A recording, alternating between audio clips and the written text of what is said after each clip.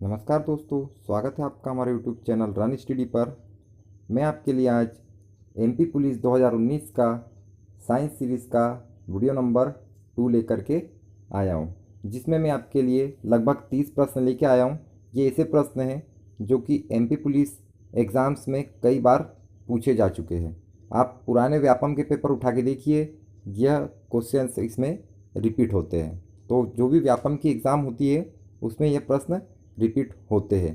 तो आपका काम सिर्फ वीडियो देखना नहीं है, वीडियो के साथ में मैं आपको जो बताने वाला हूँ वो आपको वीडियो देखते देखते ही याद करना है, क्योंकि मध्य प्रदेश पुलिस की एग्ज़ाम में 12 से 15 नंबर का साइंस थर्ड पोर्शन में आता है।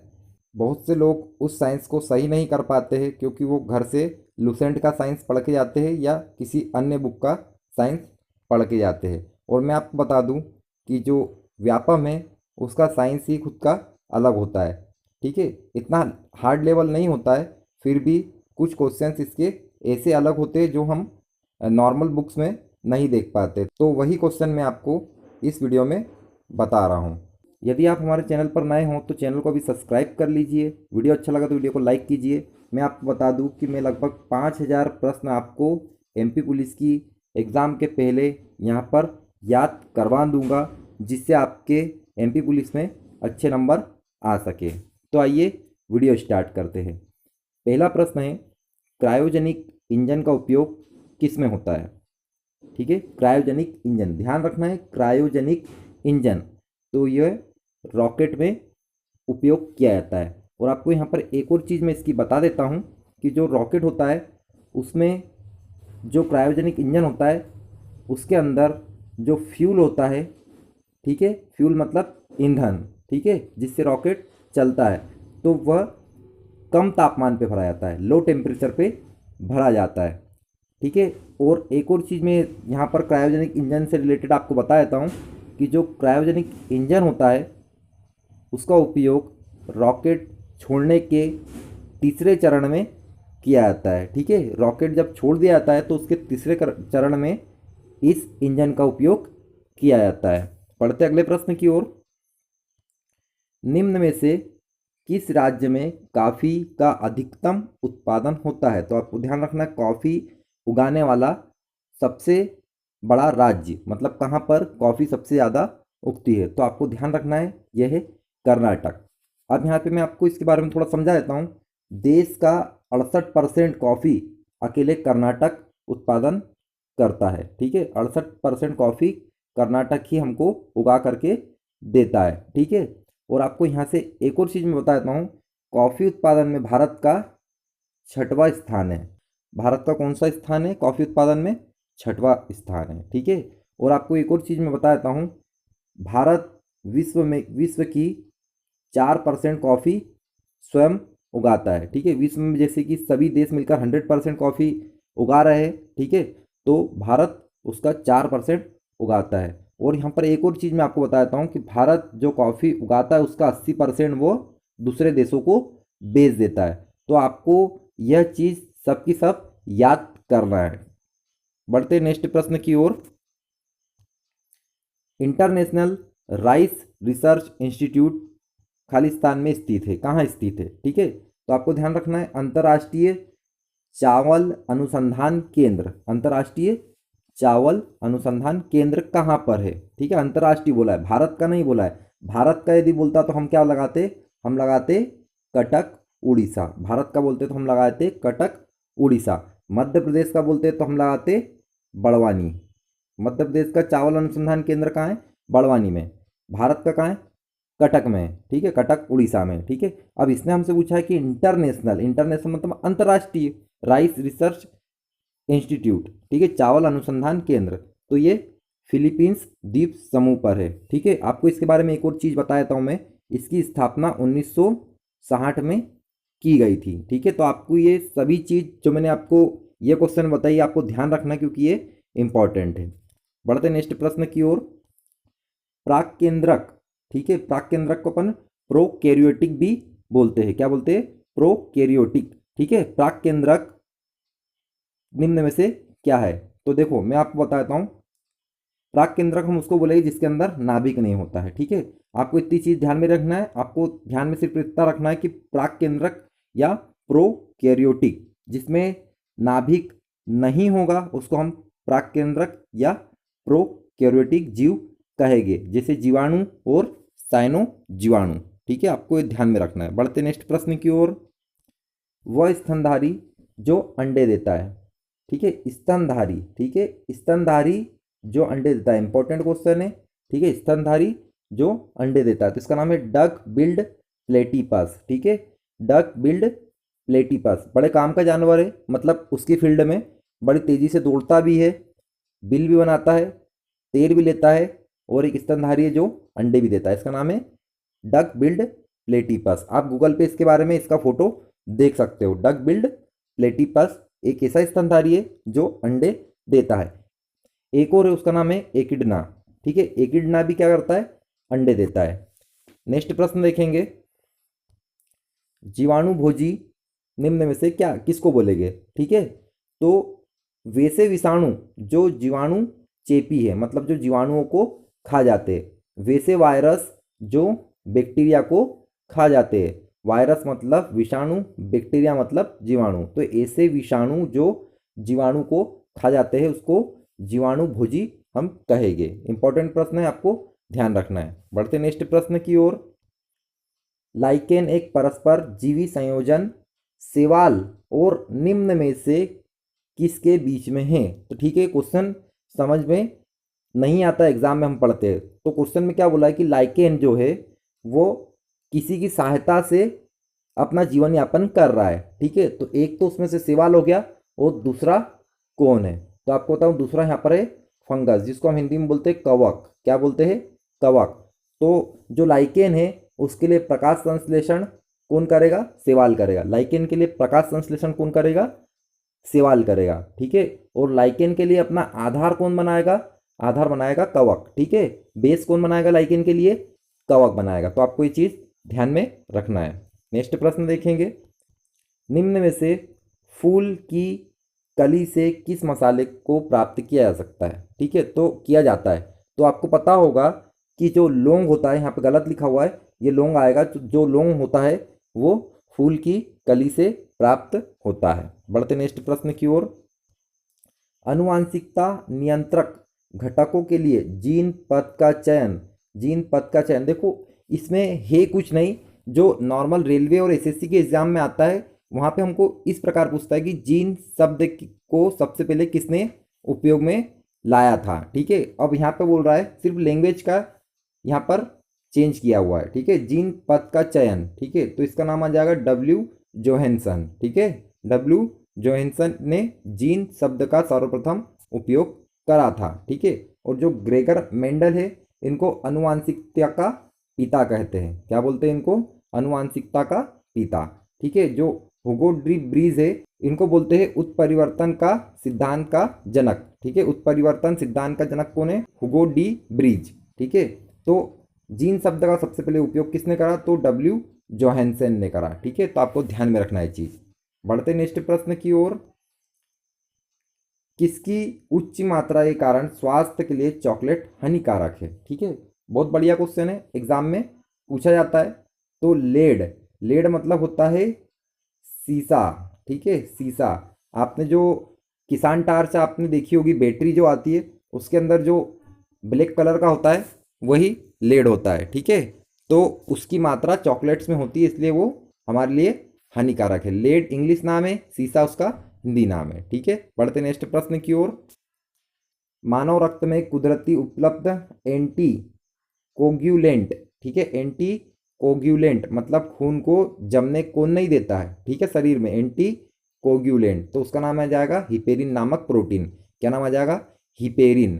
ठीक है, अब आपको मैं थोड़ा समझा देता हूँ कि जो हमको जब चोट लगती है तो खून बाहर निकलता है। ठीक है, और थोड़ी देर बाद वहाँ पर रक्त का थक्का जम जाता है। ठीक है, तो सवाल ये भी उठता है कि खून जब शरीर में है तो अंदर रक्त का थक्का क्यों नहीं जम रहा है, तो वहाँ पर हिपेरिन नाम का एक प्रोटीन है जो रक्त का थक्का नहीं जमने देता है शरीर के अंदर। ठीक है, बढ़ते नेक्स्ट प्रश्न की ओर।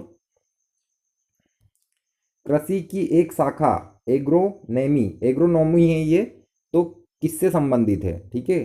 तो इसमें होता है फसल उत्पादन के नियम, फसल उत्पादन के नियम और पालन, ठीक है। एग्रोनॉमी में ये चीज़ आती है, आपको ध्यान में रखना है, पिछली बार ये प्रश्न पूछा गया था।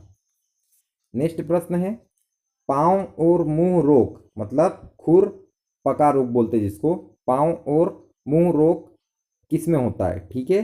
तो मैं आपको बता देता हूँ, ये जो पशु होते हैं जिनके पैर में खुर होते हैं उनको ये मूल रूप से होता है, ठीक है। तो हम यहाँ पे ले लेंगे मवेशी, मतलब गाय बैल जो भी होते हैं मवेशी, ठीक है, और साथ में सुअर, तो इनको क्या होता है, पाँव और मुंह पका रोग होता है, ठीक है। नेक्स्ट प्रश्न देखिए समुद्र जल से सामान्य नमक को किस पद्धति से प्राप्त किया जाता है, ठीक है। तो यदि आप पानी में नमक घोल के उसको धूप में रखते हो तो पानी उड़ेगा, नमक नहीं उड़ेगा, ठीक है। तो नमक हमको मिल जाएगा, तो उसको बोलते हैं प्रोसेस को वाष्पीकरण। तो उसी प्रकार से समुद्र के पानी से हम पानी उड़ा देते हैं और नमक नीचे रह जाता है, तो उसको हम बोलते हैं वाष्पीकरण। तो समुद्र जल से सामान्य नमक वाष्पीकरण की पद्धति से प्राप्त किया जाता है। नेक्स्ट प्रश्न देखेंगे वॉशिंग सोडा है, वॉशिंग सोडा या धावन सोडा एक ही बात है। तो आपको लिखना है सोडियम कार्बोनेट, ठीक है, हाइड्रेटेड, ठीक है, पानी मिला हुआ, ठीक है, सोडियम कार्बोनेट। तो ये वॉशिंग सोडा क्या हो जाएगा आपका, सोडियम कार्बोनेट, ठीक है। और ये सोडियम बाई कार्बोनेट क्या है, तो जहाँ भी बाई लग गया, ठीक है, जहाँ भी बाई लग गया तो ये खाने का सोडा हो जाएगा, क्या हो जाएगा, ये खाने का सोडा। सोडियम बाई कार्बोनेट मतलब खाएंगे, ठीक है, और सोडियम कार्बोनेट मतलब कपड़े धोने वाला वॉशिंग सोडा, ठीक है। अब आपको बताता हूँ सोडियम क्लोराइड, आप सभी को मालूम होगा NaCl मतलब ये नमक होता है, और कैल्शियम कार्बोनेट, कैल्शियम के साथ कार्बोनेट मतलब ये होगा हमारा चूना पत्थर, ठीक है। आपको यहाँ से समझ में आया होगा। बढ़ते नेक्स्ट प्रश्न की ओर। चूने का पानी में क्या होता है, ठीक है। तो मैं बताता हूँ, चूने में देखो, चूने में कैल्शियम होता है, आपको मालूम है, सोडियम तो होता नहीं, पिछले प्रश्न में हमने देखा, तो सोडियम हाइड्रोक्साइड नहीं बोल सकते, सोडियम तो होता ही नहीं है। ये कैल्शियम क्लोराइड, तो भैया हमने क्लोरीन कहाँ डाला उसके अंदर, ठीक है, नहीं डाला है, तो कैल्शियम हाइड्रोक्साइड, क्योंकि अपन ने उसको पानी में डाला है कैल्शियम को, ठीक है, कैल्शियम कार्बोनेट को हमने पानी में डाला है, तो जो चूने का पानी हो जाएगा दूधिया पानी, उसके अंदर क्या होगा, कैल्शियम हाइड्रोक्साइड। तो आपको ध्यान रखना है चूने के पानी के अंदर क्या होता है, कैल्शियम हाइड्रोक्साइड। बढ़ते नेक्स्ट प्रश्न की ओर। पाक गैस किसका मिश्रण है, पाक गैस मतलब पाकिस्तान वाली नहीं, ठीक है, पाक गैस मतलब जिससे हम खाना बनाते हैं, घर में LPG सिलेंडर होता है, उसके अंदर जो पाक, उसके अंदर जो गैस होती है उसको हम बोलते हैं पाक गैस। तो वो होती है ब्यूटेन और प्रोपेन का मिश्रण, ठीक है। तो जो पाक गैस होती है या खाना बनाने वाली गैस होती है, LPG में जो गैस होती है ब्यूटेन और प्रोपेन का मिश्रण होती है, ठीक है। बढ़ते नेक्स्ट प्रश्न की ओर। पीएच पद सूचित करता है, ठीक है, पीएच मान क्या सूचित करता है, ठीक है। तो घोल का अम्लीयता और बेंजिकता, बेंजिकता मतलब क्षारीयता। अब यहाँ पे मैं आपको थोड़ा बता देता हूँ, जब पीएच मान 7 से ऊपर होता है, मतलब 8 9 7.4 जो भी होता है, तो हम उसको बोलेंगे क्षारीय, क्या बोलेंगे, क्षारीय, ठीक है, क्या हो जाएगा, क्षारीय, ठीक है। अब जब पीएच मान 7 से कम होगा, 6 5 या 3 2 कुछ भी होगा, तो उसको हम बोलेंगे अम्लीय। ये तो आपको ये ध्यान में रखना है कि आपको कोई भी एक पीएच मान दे देते हैं, बता देते हैं कि किसी कोई द्रव है उसका पीएच मान 3 है, तो बताइए वो क्षारीय है, अम्लीय है या उदासीन है, तो आपको बताना है वो अम्लीय है। आपको ये समझ में आया होगा। बढ़ते नेक्स्ट प्रश्न की ओर। यदि आपको वीडियो अच्छा लग रहा हो तो वीडियो को लाइक जरूर कीजिए और एक कमेंट कर दीजिए। नेक्स्ट प्रश्न देखते हैं। D D T, D D T किस रसायन का नाम है जिसका उपयोग खालिस्तान के लिए होता है। तो बता दूं, डीडीटी का उपयोग आप सभी को मालूम है कीटनाशी के रूप में होता है, ठीक है। तो डीडीटी का फुल फॉर्म हमको यहाँ जानना जरूरी है, ठीक है। आप सभी को ये तो मालूम है कि कीटनाशी के रूप में होता है, तो डीडीटी का फुल फॉर्म क्या होगा, डी से हो जाएगा डाई क्लोरो, ठीक है, डाई फिनाइल, फिनाइल, ठीक है, और यहाँ पे ट्राई क्लोरो, ठीक है, ट्राइक्लोरो एथेन, ध्यान रखना एथेन, ठीक है। क्या होगा, dichloro, diphenyl, trichloro ethane. ठीक है, आपको या भी याद करना है, यदि याद नहीं हुआ तो वीडियो रोक के इसको 3 बार बोलना है, तब ये याद हो जाएगा। बढ़ते नेक्स्ट प्रश्न की ओर। हीमोग्लोबिन क्या है? ठीक है, हीमोग्लोबिन से क्या होता है निम्न ऑप्शन में से? तो रक्त के पदार्थ का रंग लाल हो जाता है हीमोग्लोबिन के कारण। ठीक है, हीमोग्लोबिन से हमारा रक्त जो होता है वो लाल हो जाता है। यहाँ पे आपको मैं दो चीज़ और बता देता हूँ कि जो हमारे बॉडी में 60% प्लाज्मा होता है। कितना होता है? 60% प्लाज्मा होता है। ठीक है, और रक्त होता है 40%। ठीक है, रक्त रुधिराणु, ठीक है, कितने होते हैं? 40% होते हैं। ठीक है, उसमें से भी 3 भागों में बटे रहते हैं, RBC, WBC और प्लेटलेट्स। ठीक है, RBC मतलब रेड ब्लड सेल, लाल रक्त कणिका है। WBC मतलब सब श्वेत रक्त कणिका है। और प्लेटलेट्स जो डेंगू में बहुत कम हो जाती है, हम उसको बोलेंगे। ठीक है, तो आपको ये समझ में आया होगा। अगला प्रश्न है, कड़ी ठंड में झील पृष्ठ हिमशीतित होता है। मतलब जो झील होती है उसका ऊपरी भाग जमा हुआ होता है, परंतु तल में जल द्रव होता है। इसका कारण क्या है? तो भाई, जब ऊपर की बर्फ जम जाती है तो बर्फ क्या होती है? ऊष्मा की कुचालक, है ना। बर्फ क्या होती है? ऊष्मा की कुचालक, मतलब ऊपर की ठंड वो नीचे नहीं जाने देती, इसलिए नीचे का पानी नहीं जमता है। ठीक है, आपको ये समझ में आया होगा, आपको ध्यान रखना है। नेक्स्ट प्रश्न देखते हैं। यदि किसी पिंड की गतिज ऊर्जा 4 गुनी कर दे, गतिज ऊर्जा को कितना कर रहे हैं? 4 गुनी कर दे, तो उसका संवेग होगा तो अपने प्रारंभिक मान का 2 गुना।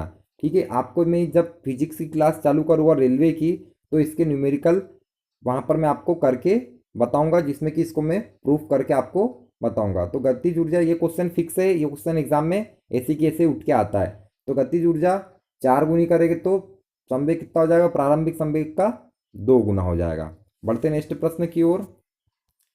दाब की इकाई होती है। अब दाब क्या होता है? तो दाब होता है फोर्स पर यूनिट एरिया, मतलब कि जो बल बटे क्षेत्रफल। तो बल को हम काय में नापते हैं? न्यूटन में। और क्षेत्रफल को हम काय में नापते हैं? मीटर स्क्वायर में। ठीक है, तो ये देखिए पहला ऑप्शन हो गया न्यूटन पर मीटर स्क्वायर। ठीक है, दाब की इकाई क्या हो जाएगी? न्यूटन पर मीटर स्क्वायर। बढ़ते नेक्स्ट प्रश्न की ओर। एक दोलन पूरा करने में सरल लोलक द्वारा किया गया कार्य क्या होगा?